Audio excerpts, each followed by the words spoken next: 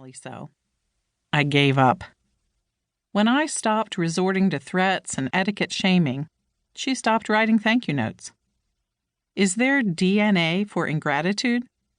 For daughter wound up like mother, and I felt bad that I had not done better as a parent.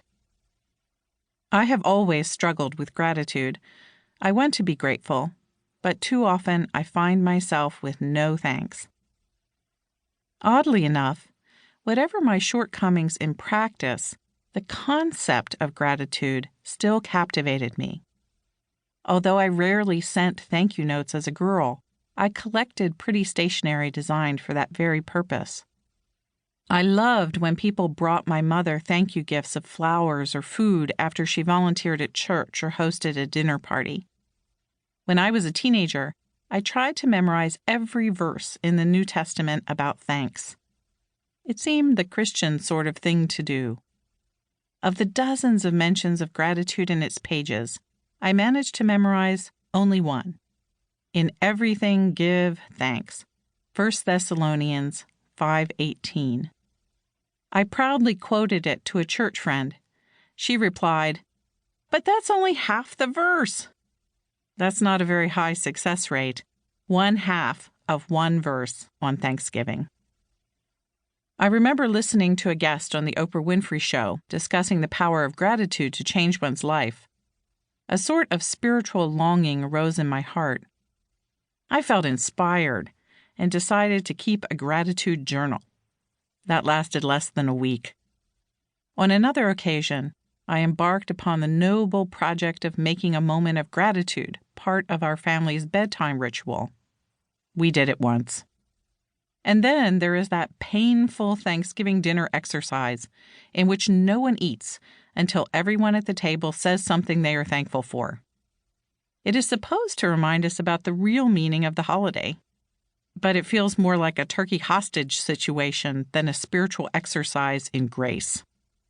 I feel thankful when it ends. You can only attempt something for so long before you give up. By the time I received the thank you note for my thank you note, I had consigned myself to life as a gratitude klutz. I confess, I gave up on thanks. I tossed the grateful card on a pile of correspondence. I never replied. Flunking gratitude. In late 2015, I was working on a project about spirituality and character. A pile of books sat on my desk about virtues like charity, joy, kindness, patience, and thankfulness. Next to them was a survey examining American religion and spirituality. I thumbed through its pages, and a question caught my attention. How often do you feel a strong sense of gratitude or thankfulness? Would you say at least once a week, once or twice a month, several times a year, seldom, or never? Interesting, I thought. Then I read the answer. An astonishing 78% of Americans responded by saying that they had felt strongly thankful in the last week. A wave of guilt engulfed me. I was not sure I was one of them. I shoved the survey aside. My glance fell on the other books. Half of them had the word gratitude, thanks, or thankfulness in the title. The volumes seemed to stare back at me, their cheerful, bright covers adorned with pictures of flowers and smiling faces. Several promised happiness, healing, success, or personal fulfillment.